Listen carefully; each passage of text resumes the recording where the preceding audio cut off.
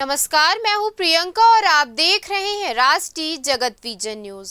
नारायणपुर और बीजापुर जिले की सीमा पर स्थित अबुझमाड़ के एक गांव में फूड पॉइजनिंग के कारण एक दुखद घटना हो गई।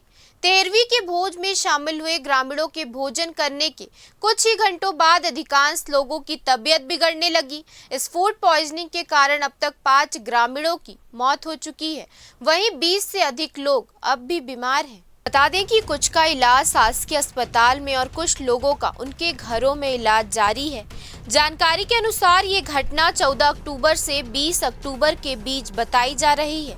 नारायणपुर जिले के सीएमएचओ डॉक्टर टीआर कंवर ने बताया कि दूषित भोजन खाने से कई ग्रामीणों को उल्टी, दस्त और तेज बुखार जैसी शिकायतें मिली थी। बीते एक हफ्ते में 2 महीने की बच्ची सहित 5 लोगों की मौत हो गई है। बीमारों में महिलाओं और बच्चों की संख्या अधिक बताई जा रही है। स्वास्थ्य विभाग की टीम गांव पहुंचकर इलाज और जांच में जुट गई।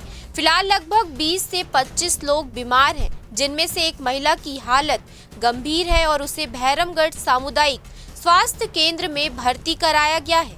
डॉक्टर कंवर ने बताया कि भोजन के सैंपल लेकर जांच के लिए भेजे गए हैं।